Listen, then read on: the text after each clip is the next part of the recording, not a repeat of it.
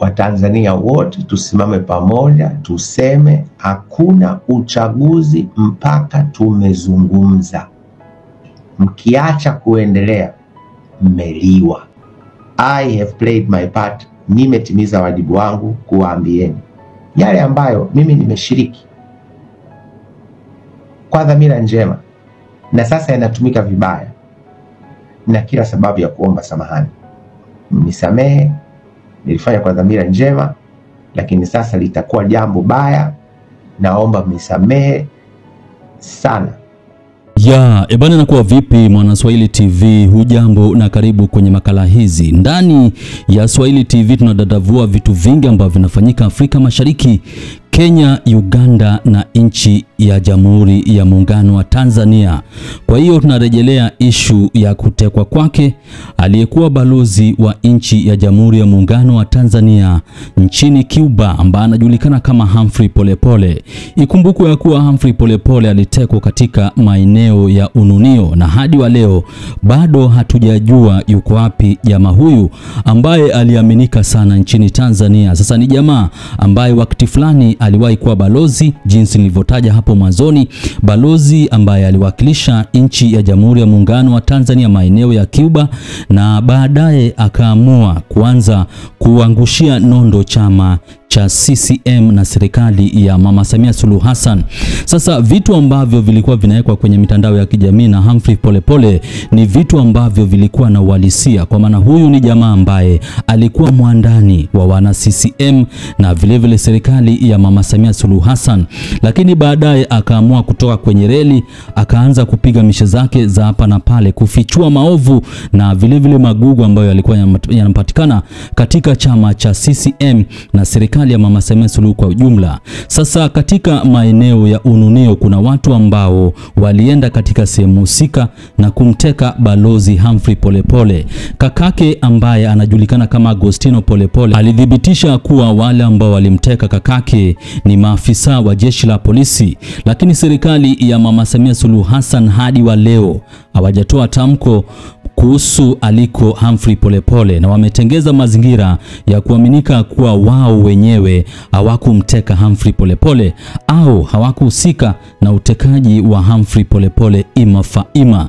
Sasa hii ni issue ambayo imewapelekea Watanzania kucharuka na kujiuliza maswali kibao kuhusu aliko Humphrey Polepole. Kuna wakati fulani mwanadada ambaye anajulikana kama Mange Kimambi aliweka wazi na kusema kuwa Humphrey Polepole alikuwa amewekwa chini ya sehemu ambayo inajulikana kama underground maeneo ya Dar es Salaam, na alikuwa anateswa na watu ambao walikuwa wamemteka. Sasa bado tunajaribu kufuatilia kwa karibu zaidi, kwa maana kuna wakati fulani mamake Humphrey Polepole aliwahi fanya press na wana BBC ambapo alililia serikali ya Mama Samia Suluhu Hassan na kusema kuwa mwanawe arudishwe ama aregeshwe hata kama ameshauawa tayari. Amwachie mwanangu kama yuko hai.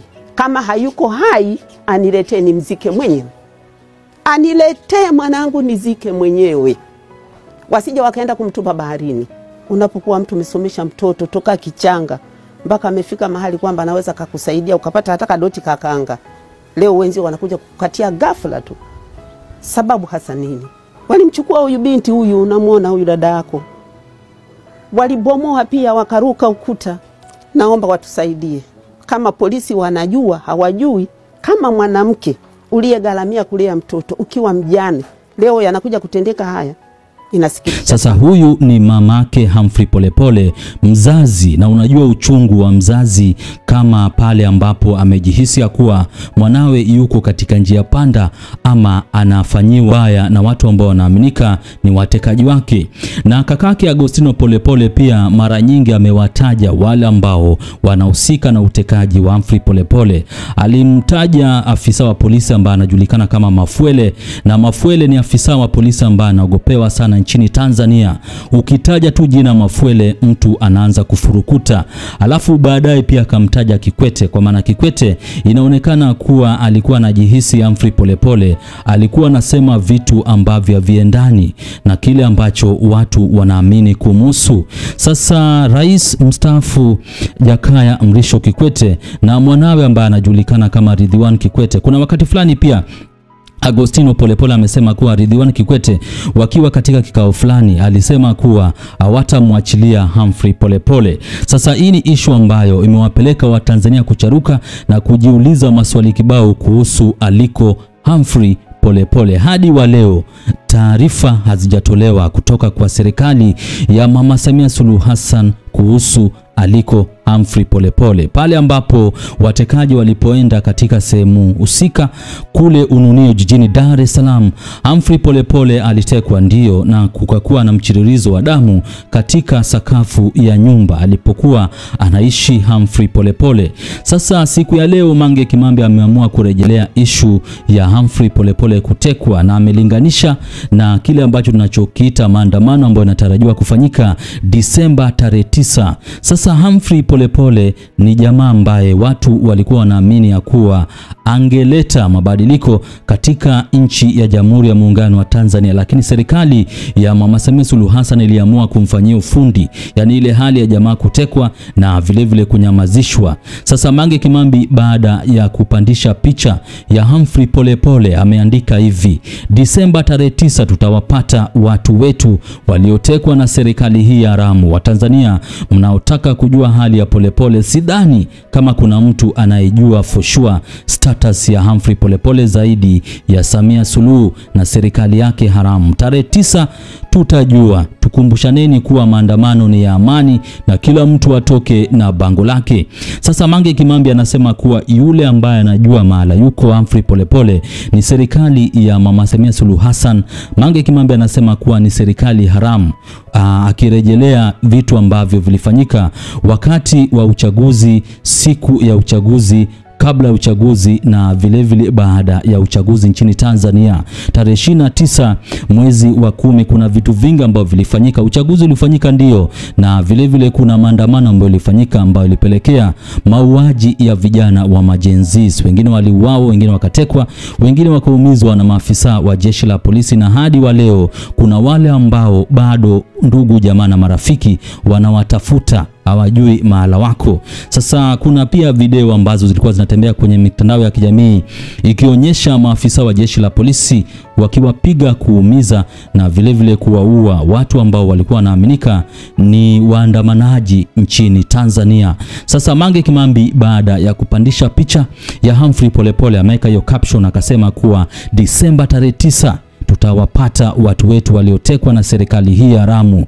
Watanzania mnaotaka kujua hali ya Polepole, sidhani kama kuna mtu anayejua for sure status ya Polepole zaidi ya Samia na serikali yake haramu. Tarehe 9 tutajua. Tukumbushaneni kuwa maandamano ni amani na kila mtu atoke na bango lake.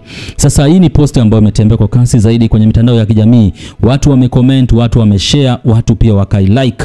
Sasa kuna wale ambao wamedondosha comment zao, na ningependa kwa heshima zenu mniruhusu ni sample baadhi ya comments hizi. Sahaba anasema tutampata Polepole akiwa hai, amin inshallah. Alafu Baraka De Silva anasema tarehe 9 Disemba kumbuka bango lako. Tony Chatanda Simba ameka emoji kadhaa za mtu ambaye amepiga makofi. Kevin_21 anasema hasta la Victoria Simpere. Sasa hii ni kauli mbiu sana ilikuwa inatumika na Humphrey Polepole baada ya kufanya makala zake ambazo alikuwa anaweka kwenye mitandao ya kijamii akichamba serikali ya Mama Samia Suluhu Hassan na chama tawala cha CCM.